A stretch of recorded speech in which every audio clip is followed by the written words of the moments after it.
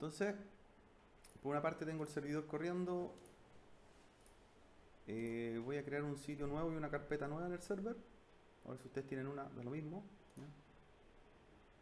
¿Ya? Principalmente para hacer el ejercicio más detallado y poder hacerlo nuevamente.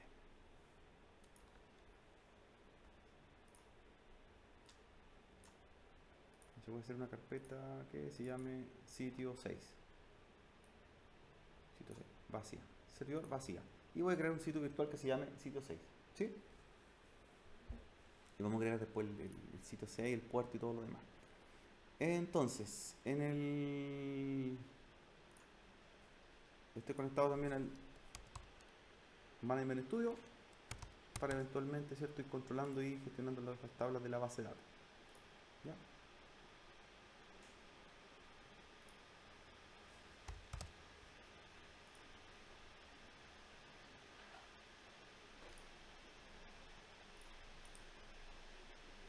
Entonces yo abrimos, voy a hacer el proyecto nuevo, crear un proyecto. Tenemos varios tipos de plantilla de proyecto. Vamos a hacer uno de tipo web. ¿Ya? Y dentro de los que tenemos nosotros, pues, proyectos web, creo que el mismo que tienen ustedes, vamos a hacer un sitio DSP Net Web Form. ¿Ya? Se llama sitio DSP Net Web Form. Con Visual Basic Script. Que es el que dice ahí, ¿cierto? Sitio web, sitio DSP Net Web Form. ¿Vale? Sitio DSP Net Web Form. Ahora, si yo quiero hacer filtro, hay otro framework como Razor, que es un framework que trae incorporado Bootstrap, por ejemplo. Entonces tiene bastante apoyo del frontend. ¿Ya? Tenemos otros, por ejemplo, con Django, que trabaja con base de datos de Postgres. Entonces, hay una infinidad, ¿cierto?, de proyectos o tipos de proyectos web según el filtro que hagan. Y si le pone todos los lenguajes, le va a aparecer un filtro mucho mayor. Por eso yo filtré y le puse Visual Basic para SPNet. O si no, me va a mostrar todos los que yo tengo disponibles y si me faltan algún tipo de generación de proyectos, lo agrego en listado. ¿Vale? Entonces, voy a hacerlo con Visual Basic ahí. Y el proyecto se llama sitio de ASP.NET Web Form, ¿cierto? Sitio de ASP.NET Web Form. ¿Vale? Con BB Basic.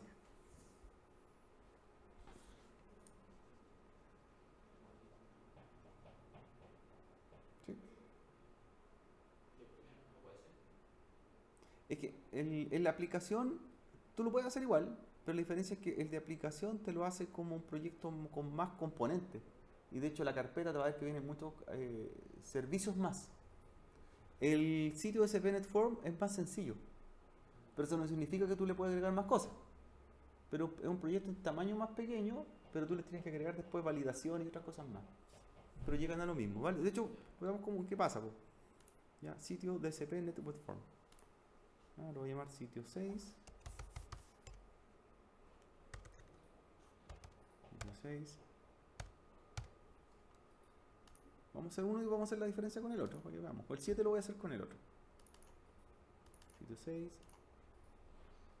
Y el framework que vamos a ocupar es el 4.6, ya que el que está disponible en este caso en mi servidor. Voy a hacer después el sitio, el otro con el que me dijiste tú primero, ¿ya? Entonces sitio 6, ya, listo, framework. Crear sitio SP net web form.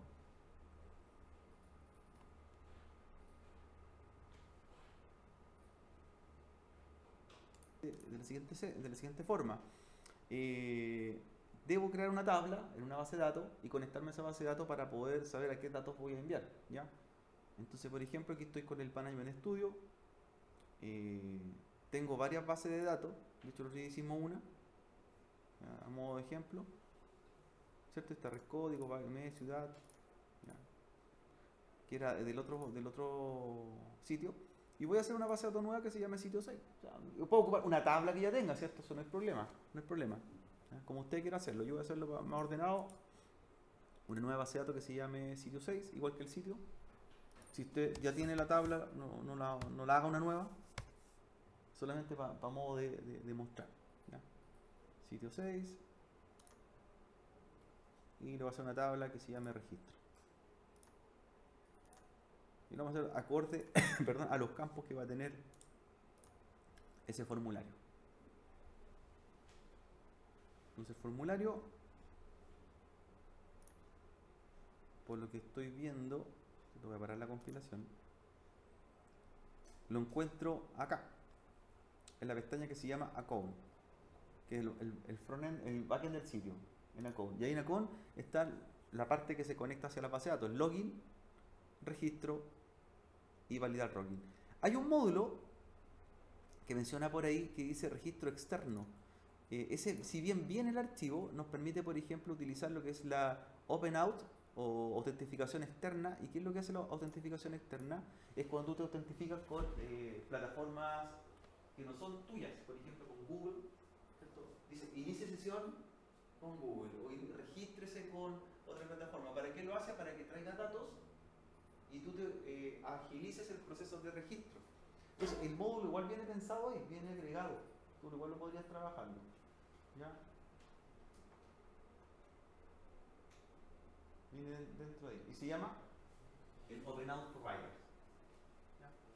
Viene, y por eso te decía que la diferencia entre un sitio, decíamos, crear un sitio web ASP, que un proyecto web ASP, tiene que ver mucho con las librerías y clases que trae.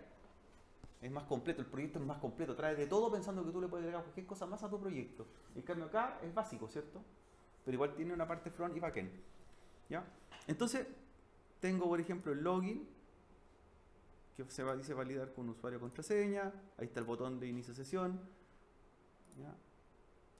Está la parte de lógica, ahí me dice, ¿cierto?, lo que hace, y viene también comentado, los mensajes de texto también viene, fíjate que los mensajes de error, que es lo que se va a ver en pantalla, lo ayuda. Y me indica también las librerías que utilizo, los imports, ¿cierto? Y hay uno que se menciona mucho, mira, y ahí está, el Identity Framework. De hecho lo hemos mencionado, ¿cierto? ¿Qué es lo que hace el Identity Framework? Es la herramienta que te permite gestionar y conectar con diversos motores de base de datos. ¿Ya? Es un framework ya incorporado para backend, pero se usa mucho porque nosotros ya no nos vamos a limitar a que nuestra base de datos sea SQL Server, puede ser otra, como Oracle, por ejemplo, ¿ya? Trae interfaz WebWI y nos falta después hacer lo que es la conexión a las bases de datos, pero vamos en un momento más. Está el login, está el manage, el de administración, ese es para cambiar la contraseña, también tiene que apuntar a la tabla, el set password, el registro, ahí está el formulario de lo que va a llevar, nombre de usuario, contraseña, confirmar contraseña, ¿ya? Y el otro que le mencionamos nosotros que se llama registro externo dice que no está habilitado, pero es para registrarse, dice, con cuentas de otros servicios, ¿sí? Hay que habilitar o traer esa clase.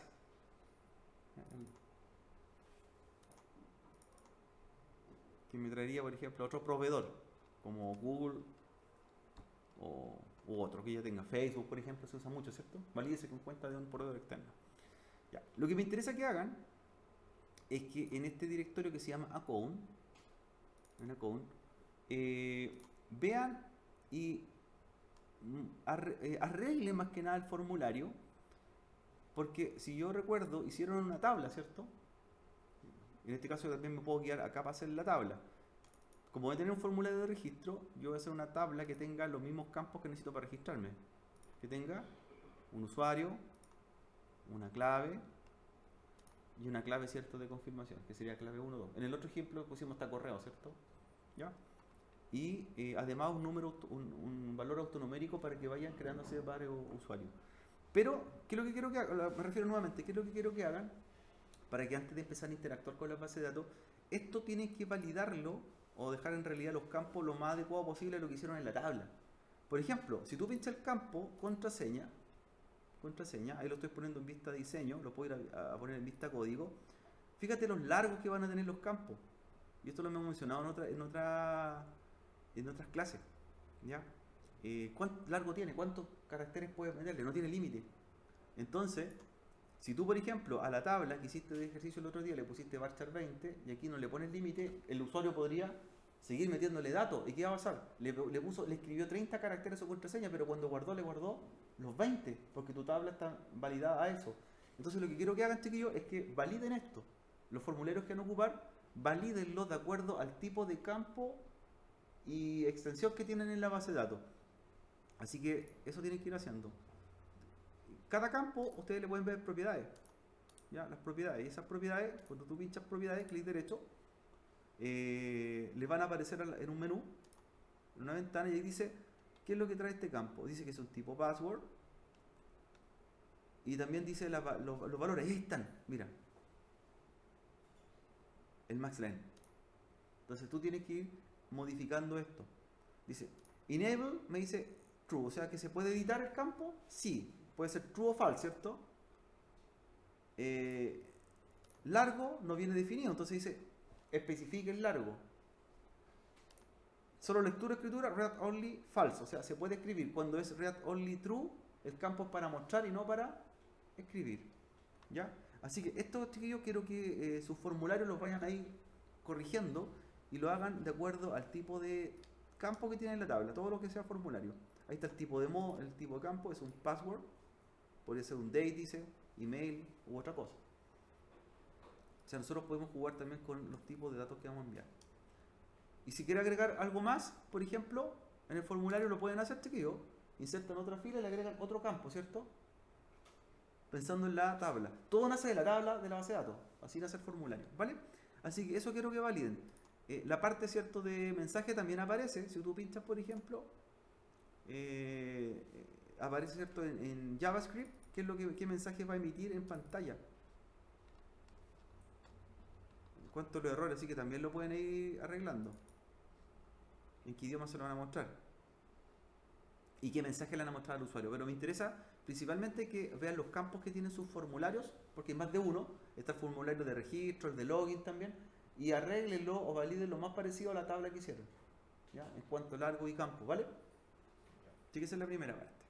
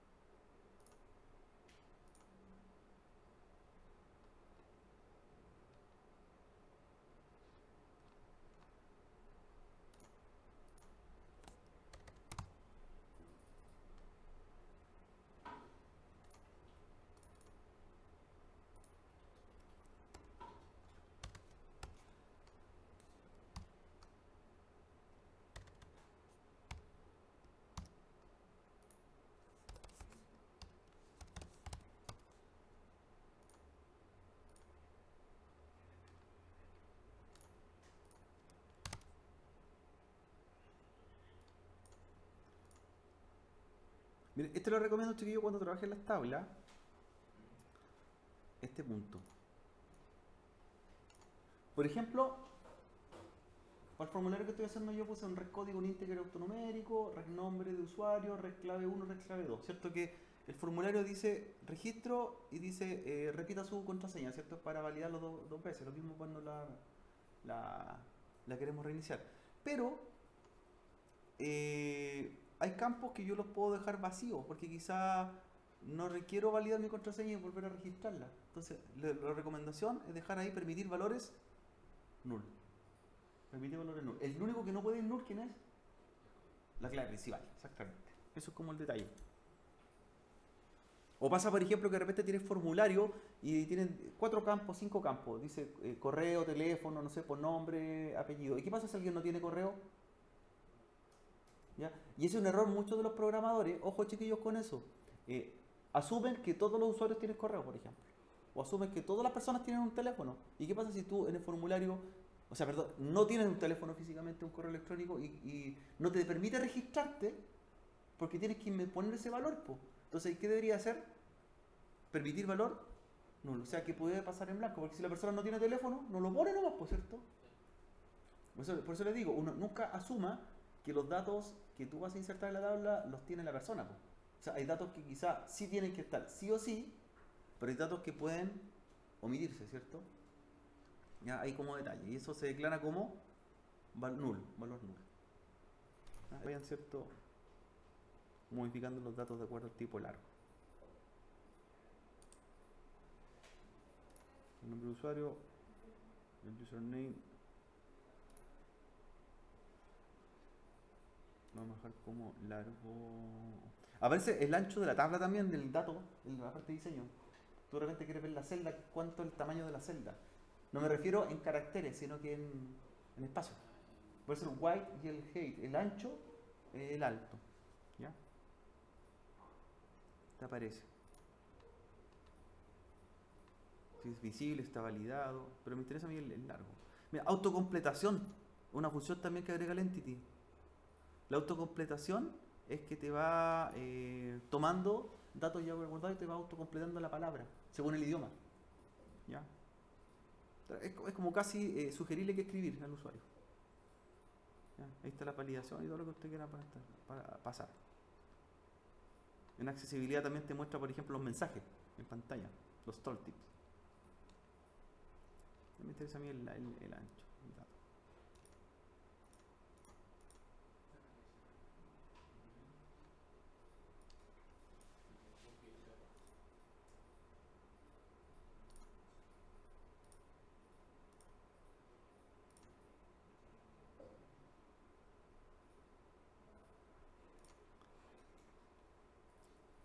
Después vamos a llegar a la parte de datos, chiquillos, que es la parte interesante.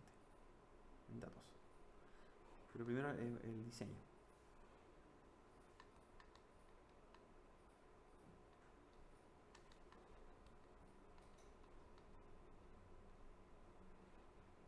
Los largos.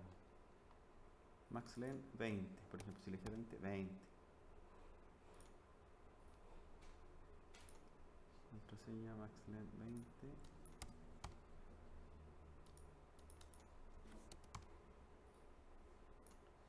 Y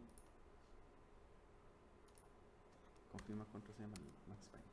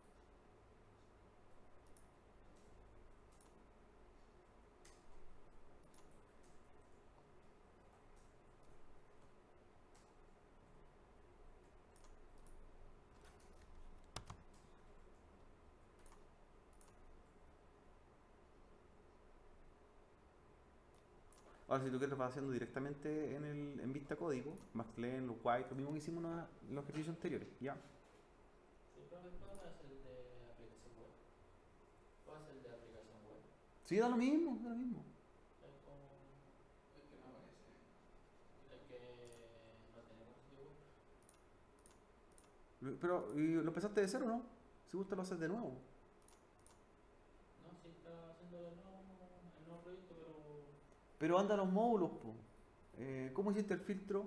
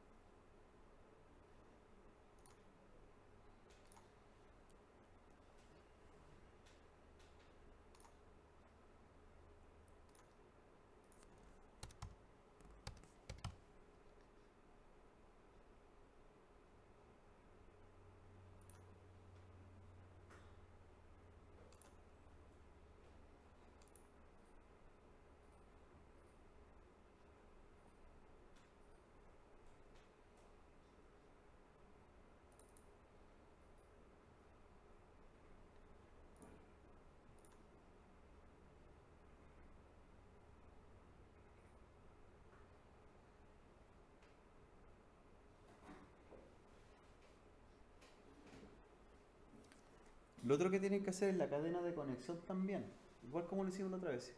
Conexión local, ¿cierto? En el servidor, a la base de datos y a la tabla. Eso se hace en el ODBC. ¿Ya?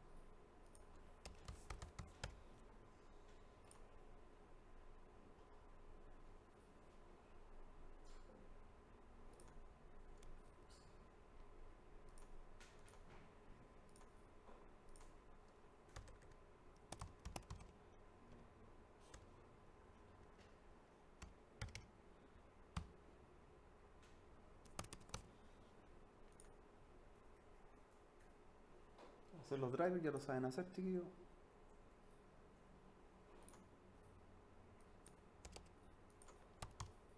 El driver de conexión.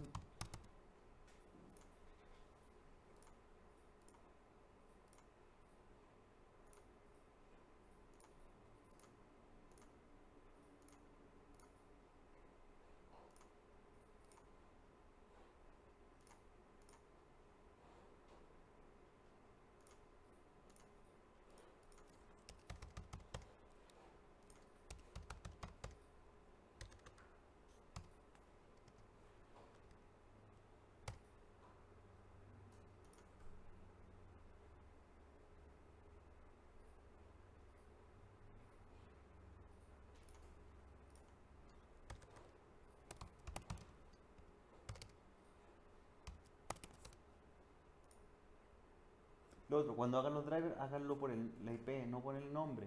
Porque si tenemos máquinas que estamos usando todos la misma, va a tener un servidor clonado en la red.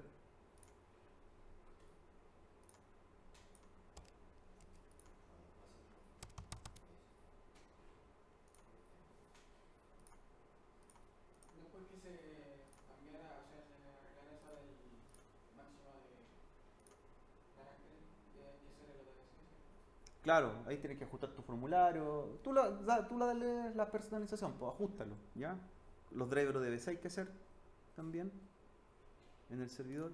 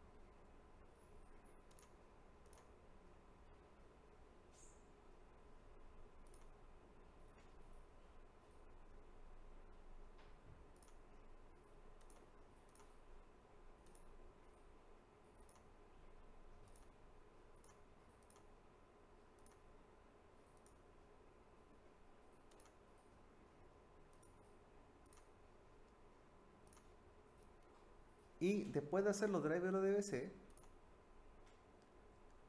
tenemos que hacer la conexión al servidor de base de datos. ¿Ya? Conexiones de datos. Las conexiones de datos las pueden sacar, ¿cierto?, en la parte superior.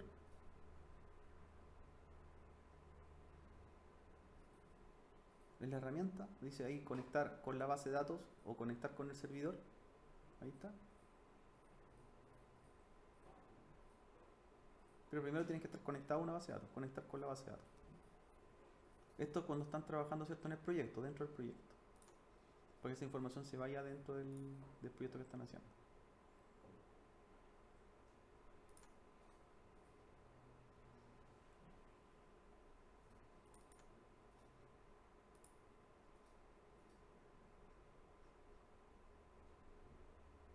Conectar con la base de datos y ahí generan una conexión.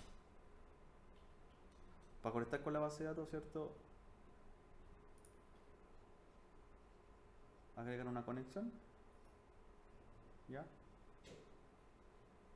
O la apuntan. Tiene que estar en los DBC primero. Luego, nombre del servidor /SQL Express en la conexión. Ahí estaba haciendo con la MySQL, parece.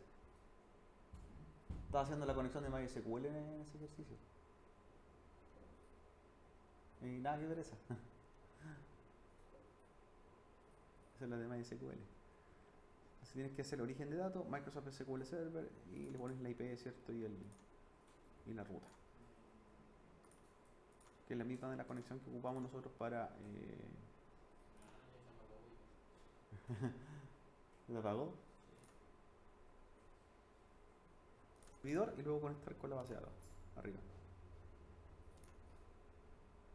Para que sepa dónde se está alojado el servicio. Conectar con el servidor. Apuntan su IP, ¿cierto? Ahí.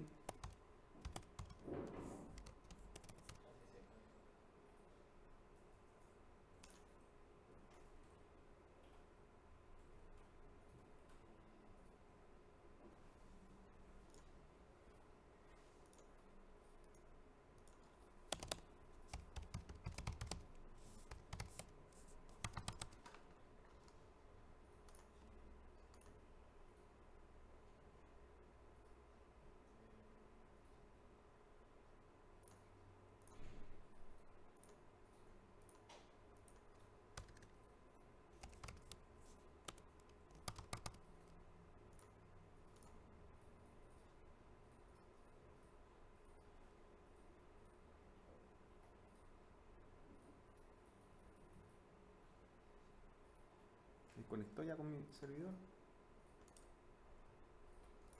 Y luego tienen que ir a conectar con la base de datos. Al conectar con el servidor ya sabe que hay un servidor de base de datos ya, SQL Server.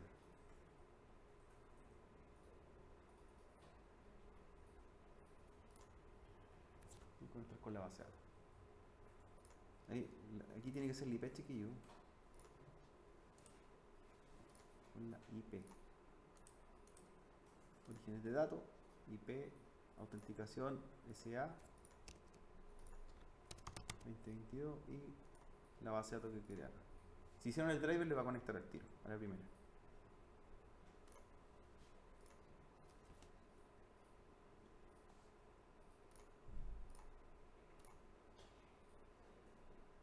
Y dice conexión y te aparece tu tabla también que agregar.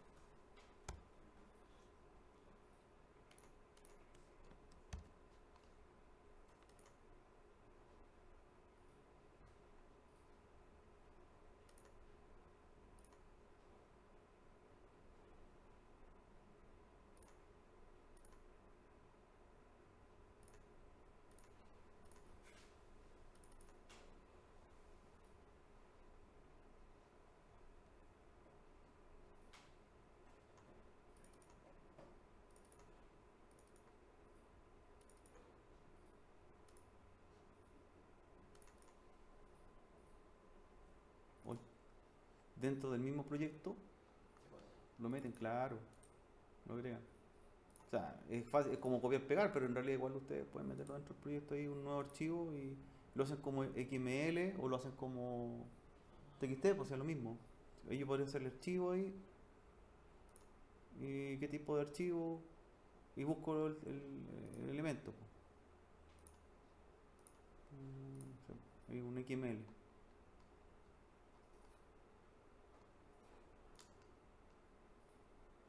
Si tú quieres, ya.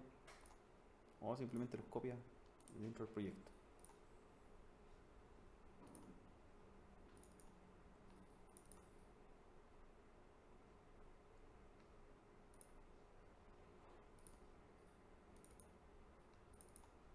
En la carpeta red. Ahí tú manejas cierta estructura y qué directorios quieres que pasen. En el caso del sitio más lo mismo.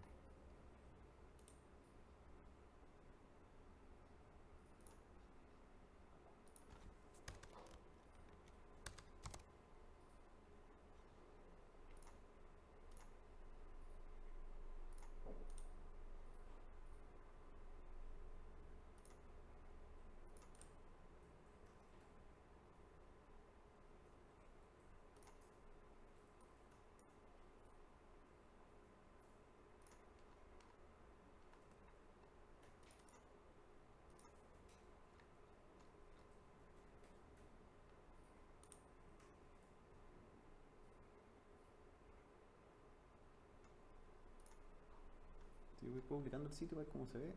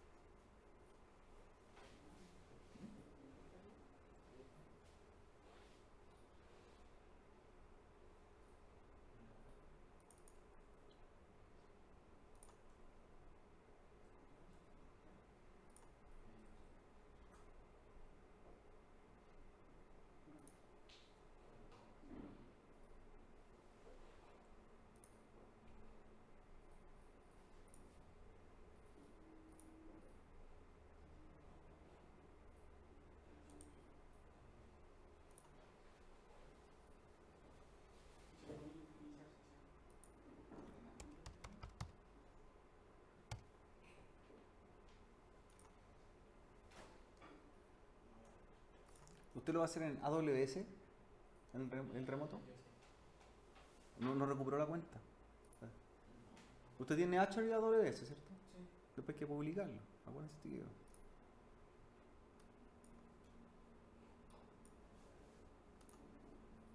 Yo estoy haciendo AWS, lo mismo. El mismo puerto.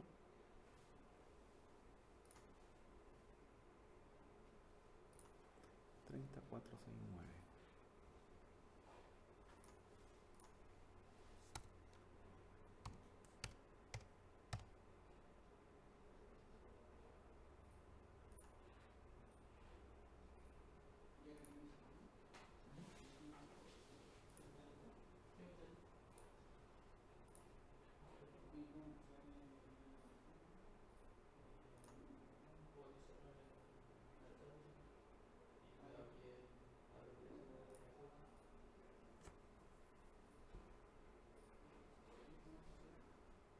que me dice, ¿no? Y bueno, o sea,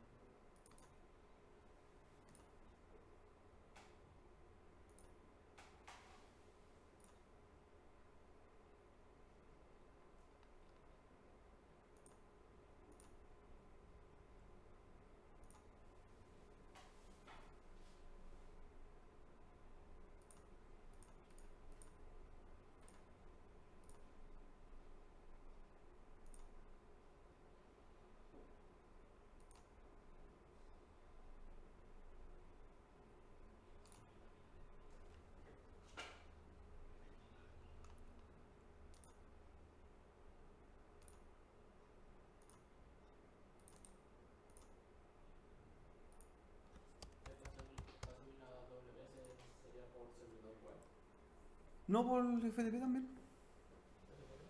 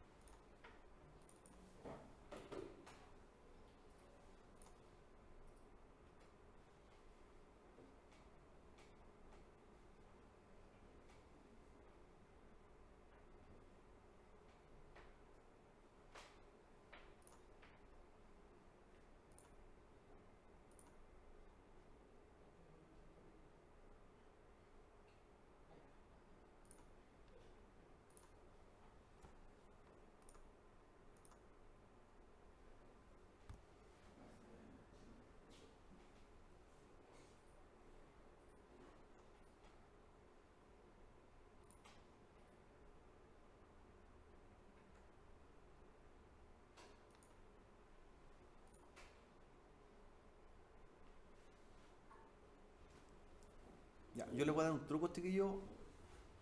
Un truco, no, nada más que un truco en realidad. Para que puedan conectarse. Bueno, cuando aquí nosotros sabemos que está el puerto 21 bloqueado, por ejemplo, para subir por FTP, ¿cierto? Ya, entonces, lo que pueden hacer ¿cierto? Para saltarse el FTP, en la casa no tener problemas para subir y publicar en el servidor remoto. Lo que hacen es esto, miren, al FTP, estando acá en Azure, yo le cambio el puerto por defecto. Entonces, por ejemplo, este es el servidor de Azure, ahí está el servicio FTP, y tú te das cuenta que en Bindi dice que el puerto de conexión, ¿qué puerto es? 21. 21. ¿Qué puerto le cambio? Pero 22, por ejemplo. Temporalmente. Entonces, ¿eso qué me va a permitir? el reinicio de servicio, que yo puedo subir por FTP por FileZilla. De acá. Siendo 22 de SSH, pero igual lo ocupo por acá. Reinicio, viene el servidor FTP. Esta es como la solución parche nomás, por cierto. El 22 está abierto, entonces por el 22 paso. Reinicio el servicio FTP.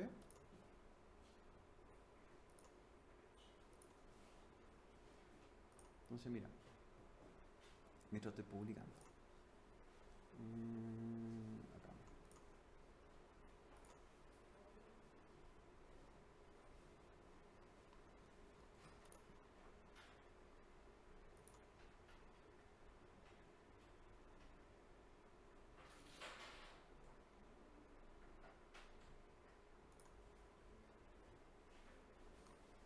Pública, ahí está.